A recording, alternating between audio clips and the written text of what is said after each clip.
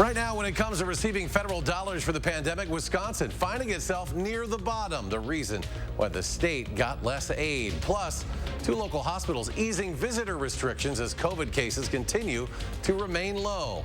And a collaboration of multiple organizations looking to raise awareness about sex trafficking right here in Madison. You're watching News 3 Now at 6. We're going to begin tonight with COVID, specifically on the money used to help out during the pandemic. Congress may take back a big chunk of the COVID relief funds it authorized last year to help small businesses. On the chopping block, $2 billion that hasn't yet been dispersed. The funds are part of a larger $10 billion aid package that aimed to help business owners pay for new COVID vaccines, testing, and treatment. That money was allocated but never spent, mainly left over from aid programs that have already expired. The Biden administration now asking for more funding, but the Senate says any new funding must be fully offset by repurposing relief funds that have already passed. In a different pot of COVID money, Wisconsin is losing out to other states. Federal pandemic dollars streaming from D.C. to our state and local governments left us in the bottom 10th nationwide. That's according to a new Wisconsin Policy Forum report today. Naomi Coles live at the Capitol to explain. Naomi? The whole reason that our governments got less money than other states is because our unemployment rate was actually so low compared to them at the end of 2020. The federal government used that rate in part to decide how much money to give to states, and so that's one reason why Wisconsin got a lot less than most. Even pre-pandemic, getting less federal money than other states isn't a new trend. There's been this long history of Wisconsin, state and local governments in Wisconsin lagging most other states in receiving, federal aid. Jason Stein from the Wisconsin Policy Forum explains their report focuses on the pandemic aid to our state and local governments. We're not talking about the aid that went to, the checks that went to individuals or the Paycheck Protection Plan loans that went to businesses. They're measuring the federal dollars as a percentage of our government expenses. And as this map shows, some states got money equal to as high as 17% of their expenses, as opposed to about 8% of ours. We're also spending the money we did get a lot differently from others, sending more into the economy than other states. A lot of other states have chosen or felt compelled to use their ARPA fund dollars to fill in state budget gaps. The bottom line of what that means, our state and local governments are actually in a pretty healthy financial spot. Our state tax collections and our state budget have held up remarkably well during the pandemic, so much so that we've just done a $1 billion tax cut and are still building our state surplus. Another national report put Wisconsin in the bottom 5 nationwide. That was specifically for federal money flowing to our state government. This trend, research shows, dates as far back as 2006. Naomi, thank you. For the first time in a while, people no longer need to take a mask with them when traveling. This after a federal court decision struck down a requirement that people wear masks while traveling on public transit. TSA says it's no longer going to enforce its security directives. An emergency amendment that required mask wearing on public transportation and transportation hubs. The CDC still recommends wearing a mask. Tom Pistol and his son are visiting from California. He says losing the federal mandate is good news, but he's still choosing to wear his mask while traveling. Every individual still has to take the right precautions for themselves. It's nice to not know that we don't have a federal mandate, but I think people should still choose and make the right decision for themselves. So I'll keep wearing a mask in the time being. And you won't need a mask on the city's metro buses. City of Madison confirming masks will now be optional on transit buses and at their facilities, and they're working on removing signs about the requirement at all of their locations. Uber and Lyft riders and drivers can leave their masks at home as well. The ride service company is also announcing face coverings are no longer mandatory. Uber officials emailed users saying they revised their policy after the masking order from the CDC expired. The Justice Department says it will not appeal the ruling to end the mask mandate unless the CDC believes the requirement is still necessary. A department spokesperson says the federal mask order was, quote, a valid exercise of the authority Congress has given to the CDC to protect public health. If the CDC determines a mandate is necessary, an appeal will be filed. 2 local hospitals plan to ease some visitor restrictions. UW Health and Unity Point Health Meriter will now let adult patients be accompanied by 2 people instead of just 1. Siblings will be able to accompany pediatric patients in clinics for ambulatory appointments. events. UW Health will also allow 2 visitors ages 16 and older in the emergency department, while Unity Point Health Meriter will still only allow 1. All visitors must still go through registrations and COVID-19 screening and must wear a medical-grade face covering. Time to check your certified most accurate forecast. Here's meteorologist Dana Fulton. Dana? Out on a sunny patio right now. It's still below average, but really a nice afternoon and evening for us. Temperatures are in the upper 40s around Madison. Partly sunny for us in Madison, but a little more cloud coverage starting to build in for our westernmost counties. That cloud coverage along with some light showers in Minnesota and Iowa, but we're expecting things to stay dry for us this evening. Just looking at that cloud coverage building in overnight heading into our Wednesday. Again, about 48 for Madison, 50 in Janesville right now, and in Boscobel, 47 in the Dells. Compared to this time yesterday, it's about a 13-degree jump for Madison, 11-degree jump in Lone Rock. We're still 10 degrees below average, but certainly an improvement in the last 24 hours. Tomorrow, we'll see high temperatures close to 50 yet again. Still cool outside, a little more windy and a little more rainy. Rain showers expected to develop in the afternoon. That will carry us into our overnight hours by Thursday morning. Drier weather expected and warmer conditions for the end of the week. We'll take a closer look at that temperature trend in just a few minutes. Dana, thank you. The 19-year-old found sitting in a car allegedly carrying handcuffs and ammunition outside a female acquaintance's home 2 weeks ago appeared in court this morning. Gabriel Savage charged with 1 count of attempted kidnapping, 1 count of stalking after he was found asleep behind the wheel outside a DeForest woman's home dressed in all black with approximately 180 rounds of ammunition. Today, the court bound the case over for trial. His bail was continued. And a judge has ordered a competency exam for the man charged with setting fire to his cabin in the city's east side tiny home encampment. Jeffrey Jelinski appeared in Dane County Court today for a preliminary hearing tied to the allegations that he burned his cabin down after finding out the staff had planned to temporarily ban him from the site in late March. The 37-year-old facing 1 count of arson, 2 counts of battery or threat to a judge, prosecutor, or law enforcement. The man accused in a drunk driving crash that killed 3 local high school students will have a plea hearing in July. 31-year-old Eric Mehring charged with multiple counts of homicide after that crash on West Mineral Point Road back on October 2nd. Simon Balesi, Jack Miller, Evan Cradawell were all killed in that crash. A criminal complaint alleges Mehring crashed into the teen's vehicle going about 75 miles an hour. A breath test found Mehring had a blood alcohol count of 0.242 at the time.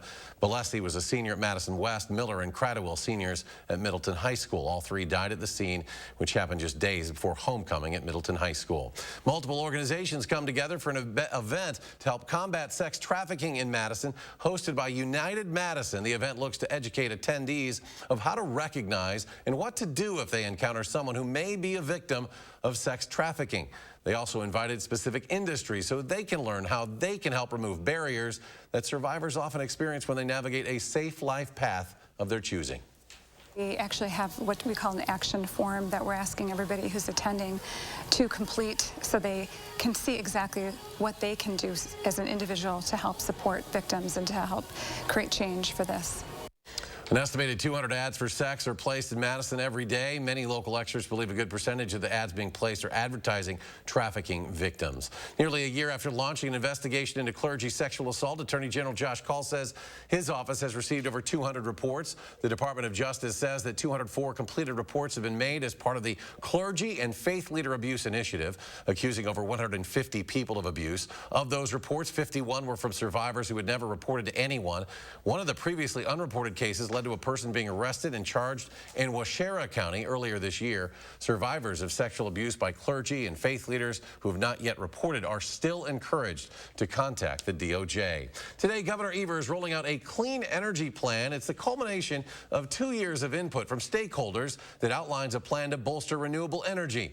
The plan pushes for more energy efficient buildings and jobs in clean energy. It would also make the state rely only on renewable energy to be carbon free by the year 2050. However, Governor Evers says it's still imperative to act now. If we slow down, we will continue to have flooding. We will continue to have really bad outcomes with people's health because they are inhaling particulate matter on a regular basis. The governor spoke during a tour of Madison's Fleet facility, which was built to reduce energy consumption. The governor's plan would change building codes in a push for more energy-saving construction. This includes updating insulation standards and switching building heating to electricity. Still to come on News 3 Now at 6, the Midwest Horse Fair returns this weekend, and with it, thousands of visitors, what the Dane County Sheriff's Office wants you to be aware of. And at a time when buying a home seems impossible, one organization helping families close on one for the first time.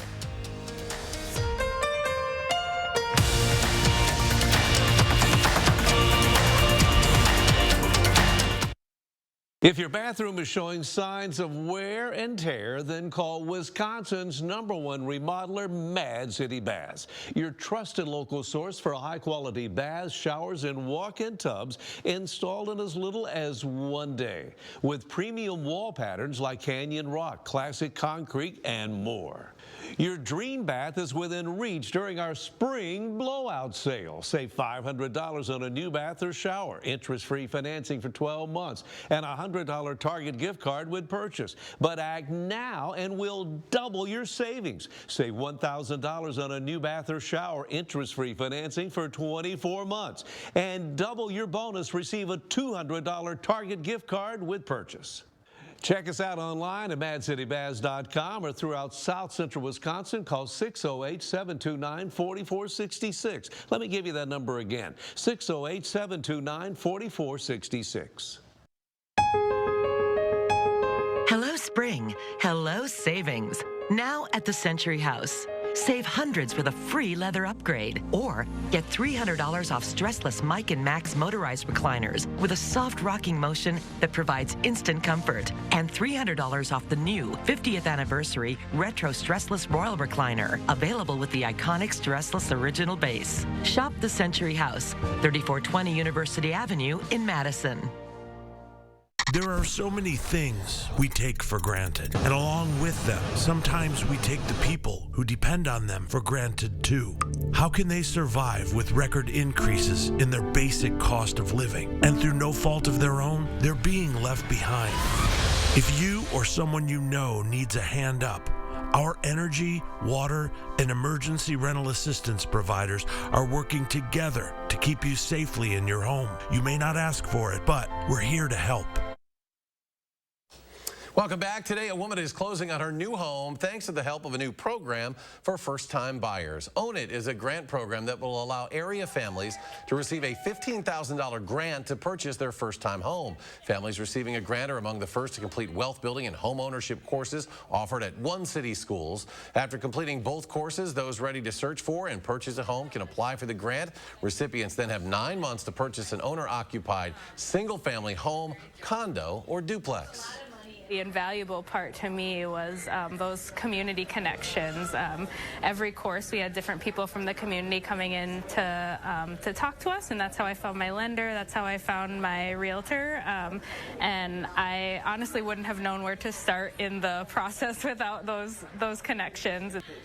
Now, Own It's mission, it says, is to empower, educate, and guide Black and brown families towards home ownership, wealth, and financial freedom. The program currently in its pilot phase exclusively for families with children enrolled at One City Schools, school staff, and alumni.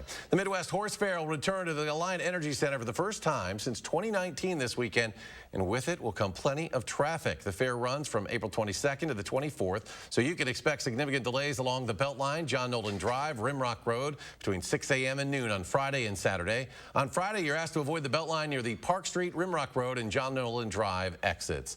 A new equestrian campground is opening at Governor Dodge State Park. Next month, the park home to over 25 miles of equestrian trails. It'll feature 20 campsites, 18 of which will include electric hookups. Each site will have a highline hitching post, a picnic table, and fire ring. The campground and equestrian trails will be open from May 1st through November 15th, and you can reserve a site through the Wisconsin State Park system. A trail pass is required for equestrians ages 16 and older. After the break, the Madison Police Department finding a unique way to raise awareness about autism, and a visit to the dentist turns into a trip to the hospital. What doctors found in a patient's lung and what they had to do to get it out. Plus, the warmer temperatures almost here, but you'll need to bring an umbrella first. Dana explains. But first, her complete forecast coming up.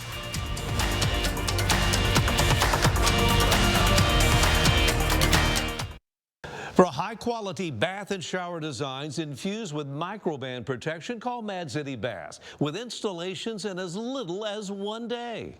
During our spring blowout sale, act now and double your savings. Save $1,000 on a new bath or shower. Interest-free financing for 24 months and double your bonus. Receive a $200 Target gift card with bath or shower purchase. Check us out at madcitybaths.com. It's spring, the perfect time to update your home. And right now, during Steinhoffel's Room Design event, you can save up to 50% on all the latest styles and trends. And with Steinhoffel's decorating solutions, our designers will help make refreshing your home a breeze. Steinhoffel's has the largest selection of in-stock furniture and mattresses, all under one roof. It's the Room Design event. Relax, it's Steinhoffel's.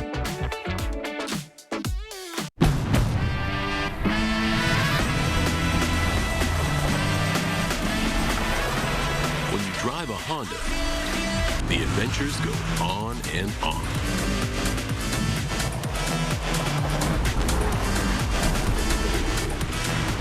Follow your adventures with the rugged power of Honda. The brand owners are calling the most fun to drive. Hurry into a local Honda dealer where new vehicles are arriving daily. He's turned on working families again. Ron Johnson said no to bringing new jobs to Wisconsin. Now he's supporting the Republican plan that phases out Social Security and Medicare and increases taxes on middle-class families.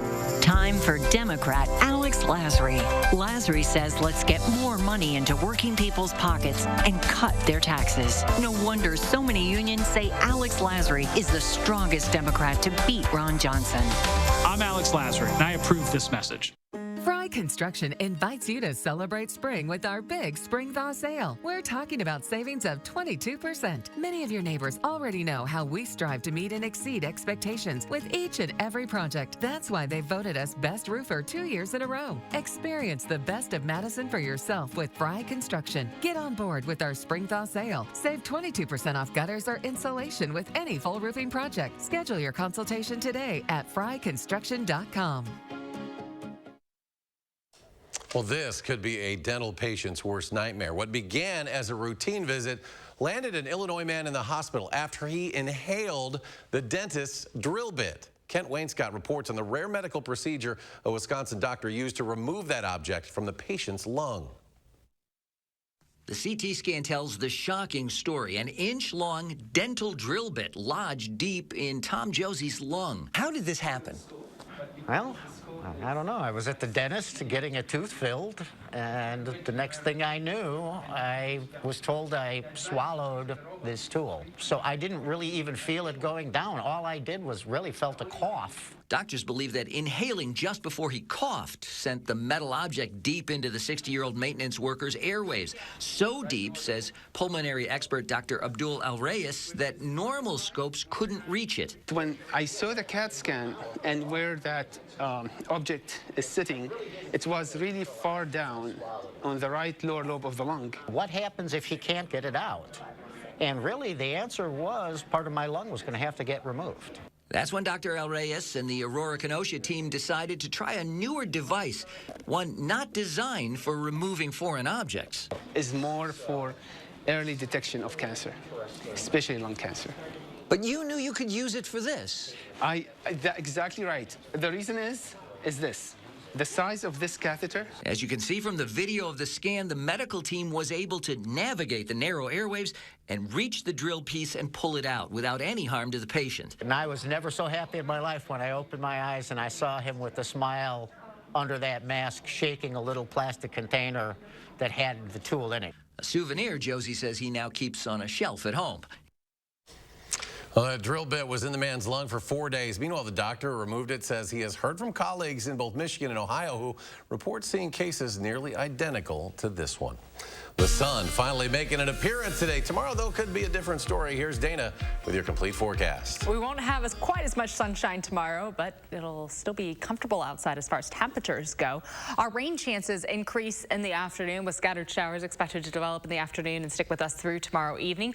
Our warming trend does continue. Tomorrow will be close to 50 degrees for afternoon highs. By Thursday, will be in the 60s with sunshine. Thursday should be pretty pleasant outside, and we continue on to the weekend with those warmer temperatures. By the end of the week, though, we do see an increase in our chance for scattered showers and possibly some thunderstorms building in. Right now, our Doppler track generally quiet. Our cloud coverage starting to build in for our southwestern counties, so we have seen a few light drizzle spots pop up in parts of Crawford and Grant counties, steadily becoming mostly cloudy over the next few hours.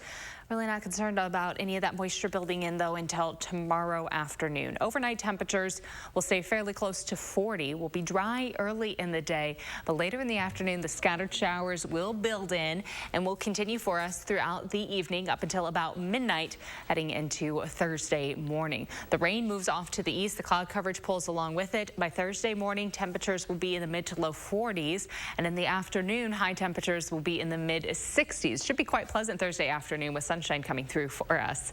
Precipitation totals generally about a half of an inch with this event coming through for Wednesday, so not a lot of accumulation. Won't be a washout, but a nice little drink. I know a lot of flowers still trying to pop up and still bloom for us, and we're getting there. The April showers certainly helping. We just need some warmer temperatures now, especially with our overnight lows. Tomorrow will be close to 50 for afternoon highs. It will be windy outside, about 15 to 25 miles per hour with that rain developing later in the day.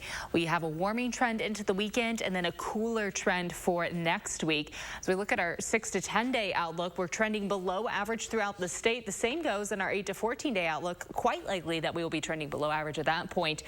That carries us into the start of May. Close to 50 tomorrow, in the mid 60s on Thursday with partly sunny skies. Will be dry for Thursday throughout the day, but at night the chance for rain will build back in. We'll have scattered showers and thunderstorms on Friday. Saturday also dry outside with variably cloudy skies. Plan on temperatures in the mid 70s. So Saturday will be the nice day this weekend. A slight rain chance later on in the day, a better opportunity overnight into Sunday. And Sunday we're planning on scattered showers and isolated thunderstorms with high temperatures in the mid 60s. Looking ahead to next week, you can see that below average temperature trend building back in for us. It does look like we'll stay mostly dry, but temperature-wise, will be close to 50 for afternoon highs, and overnight lows will get down below freezing a few more times for us next week. All right, Dana, thank you. Madison PD is doing its part to raise awareness about autism. The department unveiling its Autism Awareness Squad Car, decorated with multicolored puzzle pieces. The puzzle piece is a symbol for autism that's supposed to represent the unknowns of autism, and April is National Autism Awareness Month. Anything we can get out there to bring awareness, support those families, I'm just fully on board with, and I think we can't do enough for them. And this vehicle, the third of its kind in the state, following in the footsteps of the Grant County Sheriff's Office and the Milwaukee Police Department. The puzzle pieces will be a permanent addition to the squad car.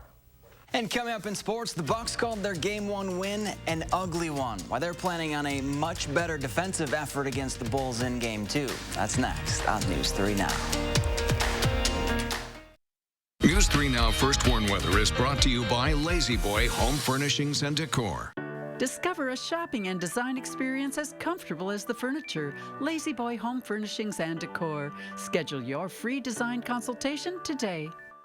Mad City Baths offers a double lifetime labor warranty on all of our bath and shower designs. Check out our walk-in or barrier-free showers. Add grab bars and a safety seat, or choose a walk-in tub with relaxing hydrotherapy. Don't miss your chance to save during our spring blowout sale. Save $500 on a new bath or shower. Interest-free financing for 12 months and a $100 Target gift card with purchase. But last chance to act now during this program and double your savings. Save $1,000 on a new bath or shower. Interest-free financing for 24 months and double your bonus. Receive a $200 Target gift card with bath or shower purchase.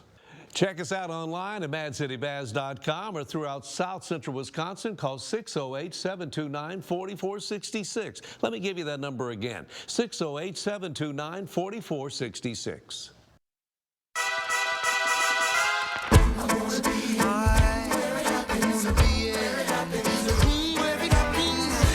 In Madison at Overture Hall. Get tickets at madison.broadway.com. In late October of 2021, I got COVID, and I was pretty sure that I was at the end of my rope. I knew we were in trouble when we decided to bring in our attorney to start having Joel sign end-of-life documents, business documents. My last try was an experimental medication. She put me on the Aviptadil, and that next morning when I woke up, I was a new man. Because of Ron Johnson's right to try bill, I have my husband today. I'm Ron Johnson, and I approve this message. There are so many things we take for granted, and along with them, sometimes we take the people who depend on them for granted too. How can they survive with record increases in their basic cost of living? And through no fault of their own, they're being left behind.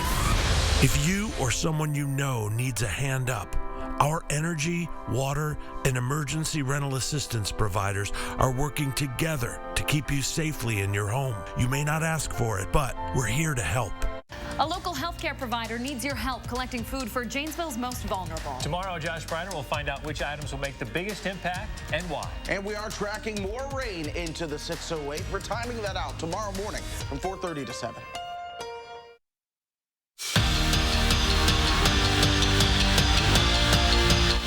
There's a youth movement going on in the Badger receivers room. Take out Chimere Dike, there's not a lot of playing experience. Marcus Allen and Skylar Bell are freshmen. Dean Ingram moved over from cornerback, so this is his first year as a college wideout. And UCLA transfer Keontez Lewis is learning the system. But it's a talented group, and they aren't shy about their expectations for the fall. Our room's really talented. We have a lot of guys who can do different things. We have super, quick guys like Dean and Steph. Then we have, long striders like, Skylar and Keontez and Marcus that are really powerful guys. And I think that everybody can add something different to the room. Setting that standard that we have in the room, because in our eyes, we want to be the best in the nation. That's just how we feel. We think we have the tools and the athletes to do so. Former Badger defensive back Ben Strickland has been named the new head football coach at De Pere. We spent the last 4 years as an assistant coach at Edgewood, and Strickland will forever be remembered as the guy who recovered the block punt in the end zone to beat the Gophers in 2005. When it comes to game ones in the playoffs, the Bucks have struggled a bit. Last year they went 1-3 and then went on to win each series. This year they're already 1-0 with the win over the Bulls on Sunday. Now for Wednesday's game 2, there are a couple things to shore up. Milwaukee turned it over 21 times. They know that can't happen again. But the big thing for the Bucks is their defense. They had 2 good quarters and then 2 bad. Tomorrow they're hoping to play for a full 48. The last month or two in the season when we needed to get stops, we've been able to get them. I don't know why we wait so long to flip that switch, but I'm definitely glad that we're able to. I just wish we all could do it for 48 minutes. It'll make our lives a lot easier, a lot less stressful. But we definitely have confidence in our defense no matter what part or what time we are in the game. If we're down, we're up. And history will be made tomorrow night at Breese-Stevens when forward Madison hosts Minnesota United in the 3rd round of the U.S. Open Cup. It will be the first ever competitive match against an MLS squad in Madison. Now, if the Mingos win and advance to the 4th round, it will be their best run in Open Cup in team history. The match starts at 6. Dana, we're hoping no snow, no rain, no wind. Well, no snow. Okay. I agreed there. That's where we're going to stop. We might have rain and wind, though, unfortunately. As we look ahead to tomorrow, not expecting as much sunshine. Mostly cloudy skies with rain chances in the afternoon. That develops and continues through the evening. So, unfortunately, yes, I think the Mingos are going to be playing on a soggy field tomorrow. Windy also about 15 to 25 miles per hour. Sunshine for Thursday. Showers building back in Thursday night into Friday. Saturday, our nice day in the mid-70s before we cool down next week. All right, Dana, thank you. Thanks for joining us for News 3 Now at 6. Have a great evening, and we will be back here tonight at 10.